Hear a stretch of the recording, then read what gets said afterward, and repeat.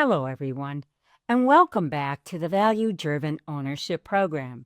Today, we will be taking a deeper dive into return on investment, an opportunity factor, part 4 of a 4-part series examining the key assessment factors involved in doing a valid feasibility analysis.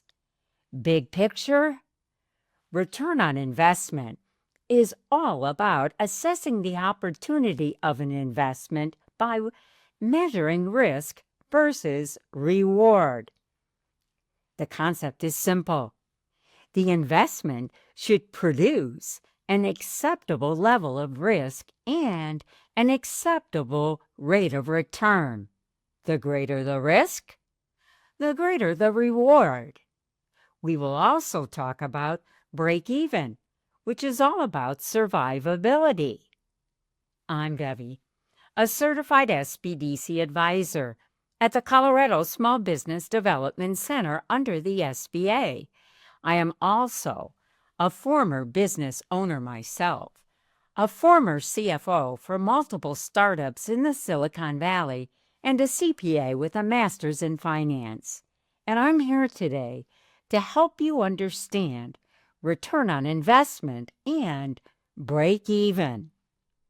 We will start with break-even, a survivability assessment, the point where revenue, sales dollars for products and services equals the total cost of generating those sales dollars.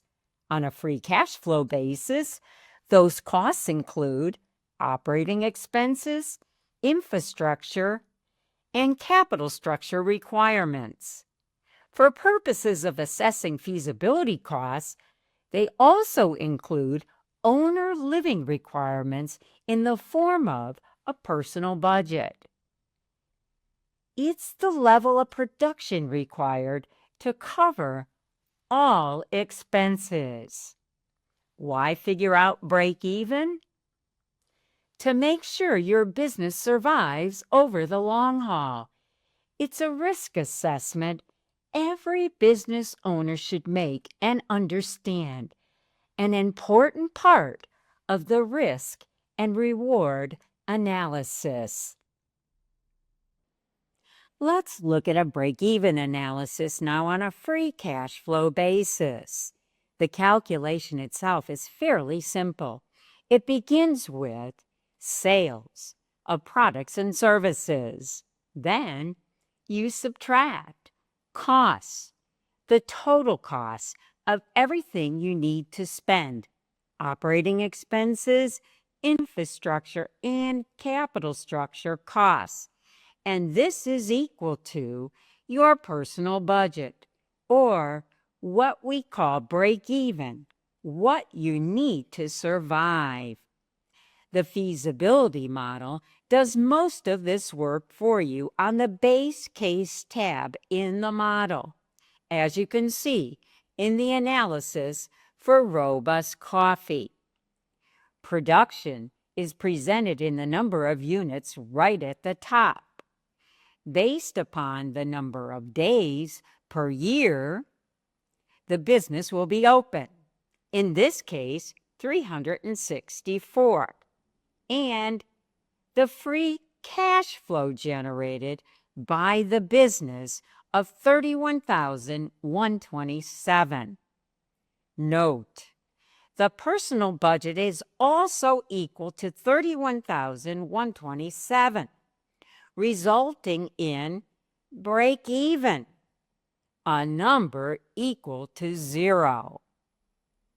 The model calculates the number of units per year of 31,317 and per day of 86. How many units per day must be sold to break even? In this case, robust coffee must sell 86 units 364 days per year, with only the owner and one part-time helper doing the work.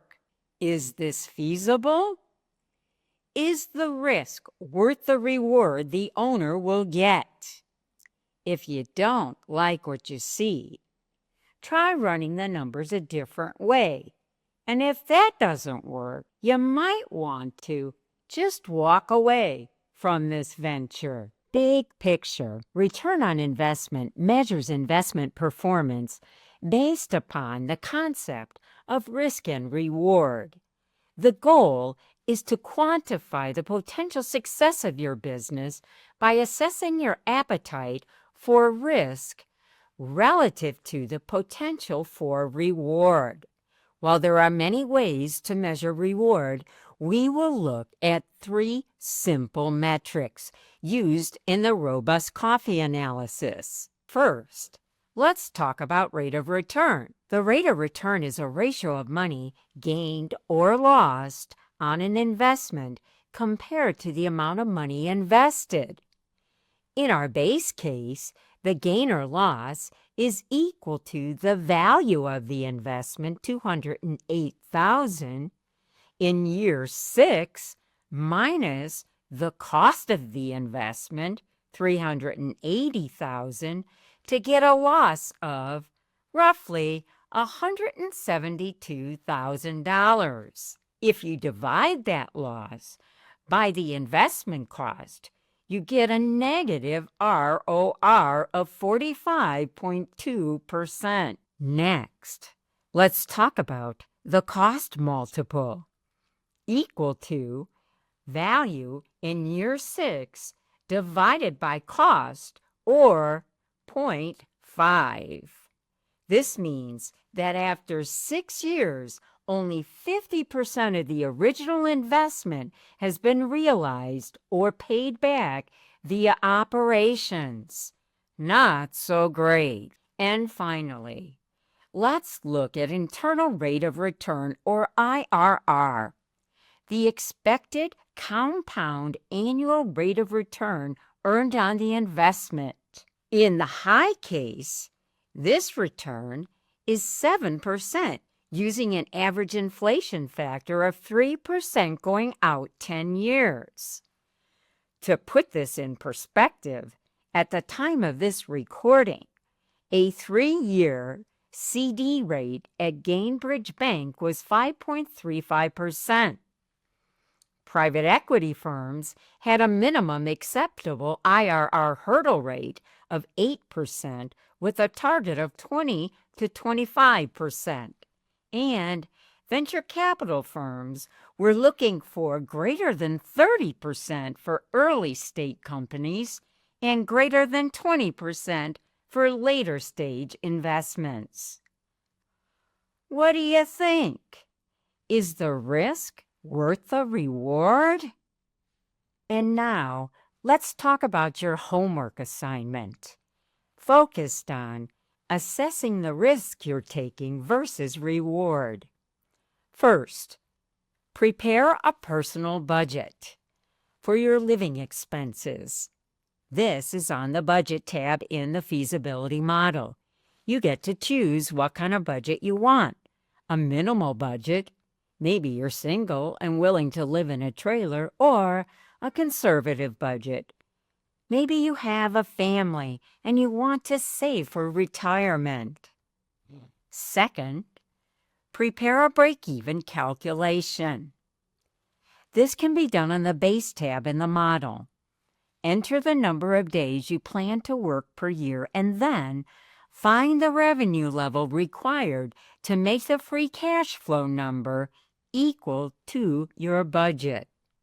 Once you find this point, answer the questions. Is the vision I have for my business feasible? Is the risk I am taking worth the reward? Make sure you quantify your answers.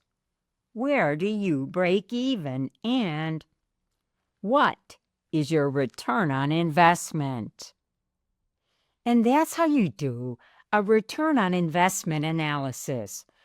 Part 4 of our 4-part series. It's all about measuring performance, assessing the risk versus reward of your business investment. How do you do this? Well, you consider all of the quantitative and qualitative factors. First, complete a break-even analysis to assess the risk of survival. After all, if you can't break even, cover your personal living expenses, and make some decent money, then why do the business at all? Next, consider the rate of return. Has the value of your business investment increased over time? Has it increased enough? Next, take a look at the cost multiple. Has your principal been returned in a reasonable period of time? And finally, take a look at the IRR, your internal rate of return. How does it compare to alternative investments? Importantly, if you don't like what you see, run more scenarios. Bottom line, make sure you make some decent money and exit the business at least with a bit of a nest egg. Don't settle for less. And that's it, folks. The end of our Deeper Dive Feasibility series. It's time to finish your work in the model now and see if your business makes sense. Next time, we will talk about the viability of your business. So stay tuned, and I'll see you the next time.